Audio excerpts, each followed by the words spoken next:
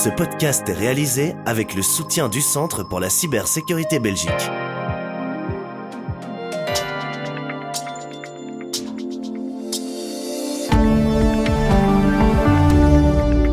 Ravi que vous écoutiez Z sur 7, votre podcast quotidien. Nous sommes aujourd'hui le 10 septembre et votre podcast est animé par Anne Marchand. Bonjour à tous et à toutes. Aujourd'hui, dans votre podcast Z, les multinationales implantées en Belgique peinent à rester productives. Selon Herman Kranings, les relations entre syndicats et employeurs doivent changer. Ce n'est plus un rapport de force. Mario Draghi a rendu son rapport sur la compétitivité. Plusieurs mesures sont proposées pour relever l'économie européenne. We want decarbonization to be a source of growth. La situation des entreprises en Belgique, la décarbonisation comme source d'innovation, le mercato de la saison 2022-2023, un nouvel outil pour partager des vidéos et les infos récentes sur la bourse. Voici votre podcast Z.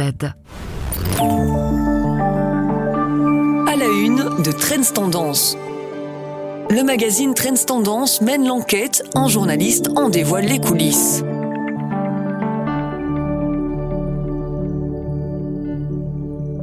Après Van Hall, Macro, Deleuze et Esprit, la saga Audi Brussels se continue. Elle marque le point culminant d'une année très compliquée pour les multinationales basées en Belgique. Pourtant, notre pays a ses points forts et notamment sa situation géographique. On est au centre de l'Europe. Herman Kranings, avocat chez Simons & Simons. On est à 200 km de Londres, de Paris, d'Hambourg, d'Amsterdam. On a le port d'Anvers. On a les voies d'accès faciles en Wallonie. Donc, à ce niveau-là, on devrait être une sorte de terre d'accueil. Un deuxième élément qui est très important et qu'on sous-estime souvent, c'est que les travailleurs chez nous sont bien skilled, sont bien formés. Donc, ce sont des travailleurs performants. Malgré sa bonne situation géographique, la Belgique a aussi ses défauts. Les jours de grève et d'absence en Belgique sont très élevés. Eh bien, c'est déjà un élément qui énerve vraiment les multinationales qui disent c'est notre entreprise, on a envie que cette entreprise fonctionne et on ne veut pas être confronté en permanence pour un oui et pour un non à une grève. Ça, c'est un premier élément. Un deuxième élément très important, c'est la flexibilité du temps du travail. Il faut savoir que notre loi de base date de mars 1971. Donc le monde a évolué depuis. L'écosystème des entreprises belges est encore à améliorer, mais selon Herman Kranings, les relations entre syndicats et employeurs restent cruciales pour attirer les entreprises. Je crois que souvent les organisations syndicales, c'est encore la concertation du siècle dernier en disant ah oui, un rapport de force. Ce n'est plus un rapport de force. C'est plutôt un challenge de survivre et d'attirer dans un environnement beaucoup plus international. À la une de Trends Tendance. Le magazine Trends Tendance mène l'enquête, un journaliste en dévoile les coulisses. Mario Draghi, économiste et ancien président de la Banque centrale européenne, a livré son rapport sur la compétitivité à la présidente de la Commission européenne. Ce document dresse les priorités économiques de l'Union si elle veut éviter une lente détérioration. Dans un contexte de forte concurrence venant d'Amérique et de Chine, de baisse démographique et de ralentissement de la productivité, le mot d'ordre de ce rapport est l'innovation. Mario Draghi. Europe must become a place where innovation flourishes, especially for digital tech. And a weak tech sector, we should be aware of that, will not only rob us of the growth opportunities of the coming AI revolution, will also hinder innovation in our traditional sectors. La deuxième priorité demande la coordination des États membres. Le but est d'atteindre la décarbonisation de l'industrie. We want decarbonization to be a source of growth. If all policies are in sync with our climate goals, and as we will see later in our conversation, it's a big if. Decarbonization will be an opportunity for growth. Le rapport estime que les financements nécessaires pour atteindre ces objectifs sont de 800 milliards par an et réitère la possibilité d'utiliser les emprunts communs des obligations européennes fréquemment contestées par l'Allemagne. Mais ce n'est pas la seule piste, selon la présidente de la Commission, Ursula von der Leyen. There are two ways to do that. The national contributions, the whole budget, or most of the budget, does consist of national contributions, or new own resources. So both ways are possible, and the new own resources are a strong incentive also for a common European funding, and we have to look at both. And then there has to be the political will of the member states. How are we going to be moving forward with the common European projects? Le rapport avance 170 propositions qui pourraient être mises en œuvre rapidement. Mais pour cela, Mario Draghi appuie sur la nécessité d'une bonne coordination entre les États membres. À la une de Trends Tendance. Le magazine Trends Tendance mène l'enquête, en journaliste en dévoile les coulisses. Durant la saison de football 2022-2023, les clubs de foot professionnels belges ont réalisé un bénéfice de 226 millions d'euros. Un record battu, notamment grâce aux transferts. Alexandre Demeter, fondateur de Sportimize. Il y a plusieurs raisons qui expliquent cette balance positive. Tout d'abord, c'est la vente. On pense à Bruges qui a vendu Thiago à presque 35 millions. On a Noussa qui est parti aussi. Donc Bruges, à eux tout seuls, on dépasse les 50 millions. Genk, Bruges et l'Antwerp ont été les clubs les plus rentables.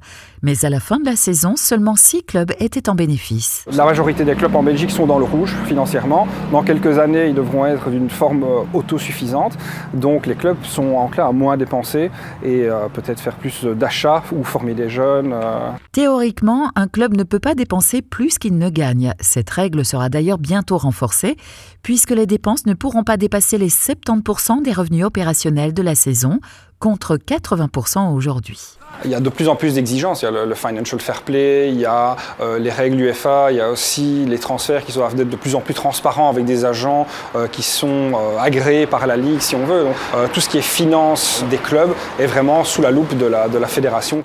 Les contrats de droits de diffusion seront aussi renégociés. Ils sont aujourd'hui attribués aux diffuseurs DAZN pour une centaine de millions d'euros par saison.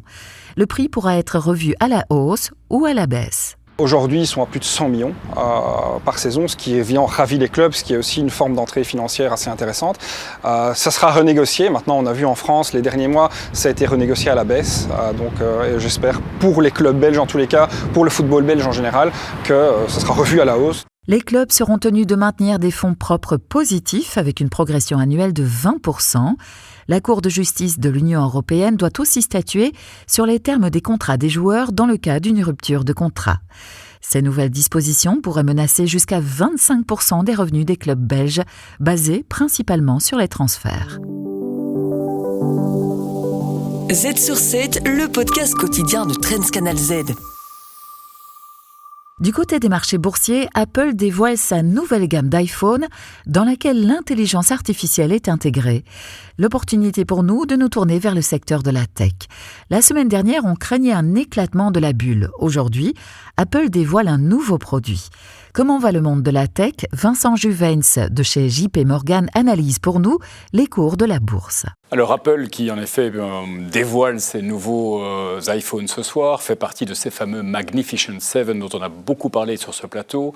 Et en effet, ils sont un petit peu chahutés depuis quelques jours, notamment sur les places boursières américaines, parce que les investisseurs s'inquiètent des capacités de croissance de ce secteur, de maintenir en tout cas les espoirs en tout cas, dans lesquels les investisseurs ont par rapport à ces valeurs aujourd'hui. Alors il faut savoir que jusqu'ici, ces valeurs ont répondu aux attentes. On a eu ces dernières années, ces valeurs ont contribué à 50% de la performance du S&P 500 entre 2021 et aujourd'hui. Et elles ont contribué surtout à peu près 30% des bénéfices du S&P 500. Donc cette valeur qui contribue à 30% de ces bénéfices, c'est tout à fait significatif. Donc on a les croissances bénéficiaires, on les voit à l'écran. 2023, 31% de croissance bénéficiaire. 2024, 33%. Et sur les premiers trimestres, on était à un rythme 50% au premier, 35% au second.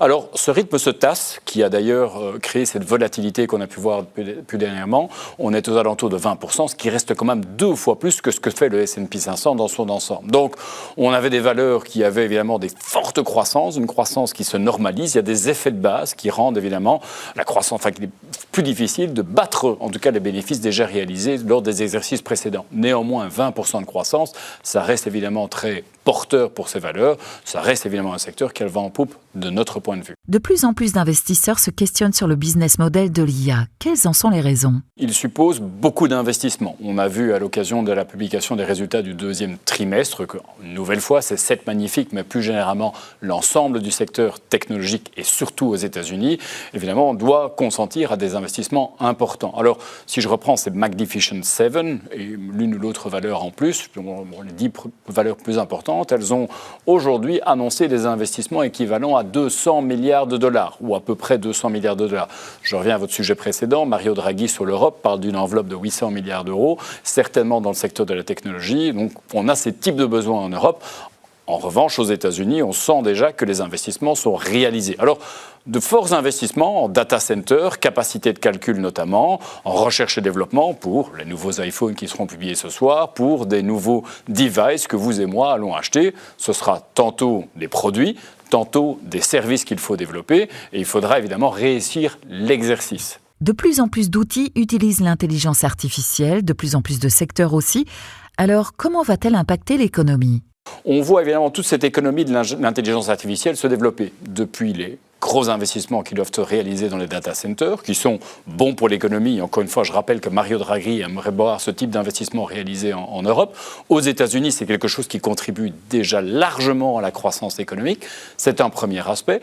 Deuxième aspect, les services. Alors, il est de plus en plus commun d'avoir des outils d'intelligence artificielle à disposition des employés. Aujourd'hui, tant chez Microsoft que chez Apple, on a lancé des nouveaux modèles sur le marché pour qu'ils soient IA ready et capable d'utiliser cette technologie. Donc il y a dans l'ensemble de l'économie, pour vous et moi, une nécessité de se mettre à jour, que ce soit en termes de services ou que ce soit en termes d'appareillage. Et donc quelque part, ça va permettre de soutenir cette tendance, cet espoir d'une croissance bénéficiaire aux alentours de 20%. Donc cette économie IA, elle est déjà finalement à nombre d'égards tangible et quelque part, ça devrait permettre de rassurer les investisseurs par rapport à ces craintes de bulles qui peuvent de temps à autre, en tout cas, animer les marchés. On a aujourd'hui, en termes de valorisation, des valorisations qui sont certes plus élevées que le reste du marché. On parle à peu près de 30 fois les bénéfices attendus, mais on a 2 fois plus de croissance bénéficiaire que dans le reste du marché. C'est une situation qui est fondamentalement différente à celle qui prévalait en 2000, où on avait une réelle bulle technologique. Et à l'époque, on n'avait pas d'économie réelle, d'éléments tangible sur la capacité de produire ces bénéfices. Aujourd'hui, on voit que sur les services et sur les biens de consommation durable, téléphone, PC et autres, il y a un réel business model qui se développe derrière. On garde donc la tech dans notre portefeuille. La tech au quotidien. Les journalistes de Trends Tendance épinglent une idée technologique qui boostera votre productivité. Vous avez probablement déjà partagé votre écran lors d'une réunion Teams, WhatsApp ou autre. Souvent, ça ne marche pas bien. Chez l'un, l'écran ne s'affiche pas, chez l'autre, l'écran est figé. Une entreprise américaine a créé un dispositif permettant de partager des vidéos. Ça s'appelle Loom et aujourd'hui, Christophe Charlot, journaliste chez Trends Tendance, est là pour l'expliquer. Qu'est-ce que c'est qu'un Loom ? C'est un outil de communication vidéo asynchrone, donc c'est-à-dire qu'il n'y a pas d'échange en direct, vous laissez une vidéo quelque part, qui permet de créer des démos, des vidéos rapidement et facilement. C'est idéal pour enregistrer des messages, des démonstrations d'écran, des présentations, sans avoir besoin vraiment d'organiser une réunion en direct.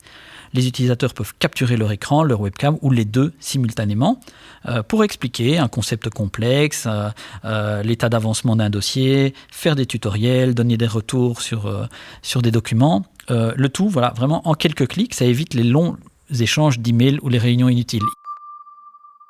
Comment ça fonctionne ? Alors ça fonctionne très très simplement, c'est une application ou une extension de navigateur qui une fois installée, il suffit de cliquer sur le bouton d'enregistrement, capturer la vidéo, on peut choisir entre l'écran en entier, une fenêtre spécifique, une seule application, c'est vraiment très très paramétrable. Et alors ce qui est vraiment super, c'est que les vidéos sont automatiquement hébergées sur Loom et elles peuvent être partagées via un simple lien, pas besoin de se connecter pour celui qui reçoit le lien, c'est vraiment facile, les gens peuvent le regarder à leur convenance quand ça les arrange, ce qui permet une communication vraiment flexible. Quels sont ses avantages en termes de productivité ? L'avantage, évidemment, sur la productivité, il est clair. En envoyant des vidéos, au lieu de faire des longs mails ou de tenir des réunions, on gagne du temps. Tout le monde peut la consulter. Ça peut être consulté même plus tard. On peut envisager d'avoir un archivage de documentation au sein de l'entreprise. Voilà. En plus, c'est visuel interactif et ça rend vraiment les messages clairs, engageants et ça évite beaucoup de malentendus. Donc c'est un outil collaboratif vraiment utile. Si vous avez l'habitude de faire des messages WhatsApp à vos proches, des messages audio sur WhatsApp, ce qui se fait de plus en plus au niveau privé, sachez qu'avec Loom, vous faites la même chose en vidéo et c'est plutôt efficace. Merci à tous et à toutes d'avoir suivi cet épisode de Z sur 7. On se retrouve demain pour un nouvel épisode sur l'actualité avec l'analyse inédite sur le pouvoir de Peter de Keyser. En attendant, restez à l'écoute pour l'astuce en cybersécurité de la CCB.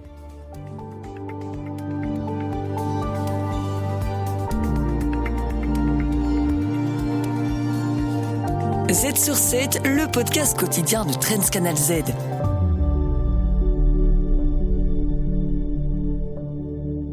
Le Centre pour la cybersécurité Belgique. Œuvrons ensemble à un avenir plus sûr dans le domaine de la cybersécurité. Je suis Miguel du CCB. En vertu de la nouvelle loi NIS2, les entités essentielles et importantes doivent procéder à une analyse des risques cyber en tenant compte des éléments suivants. Les cybermenaces, les types d'attaques, la probabilité et l'impact. Pour aider les organisations concernées, le CCB a mis à disposition, en collaboration avec les autorités sectorielles, un outil d'évaluation standard des risques par secteur et par taille d'organisation. Toute organisation peut utiliser les résultats de cet outil ou, de manière documentée, justifier les adaptations. L'outil propose alors le niveau d'assurance approprié du référentiel Cyber Fundamentals, lequel contient 4 niveaux. La fiche d'information et d'autres renseignements sont disponibles sur le site atwork.7web.be. Le Centre pour la cybersécurité Belgique. Œuvrons ensemble à un avenir plus sûr dans le domaine de la cybersécurité.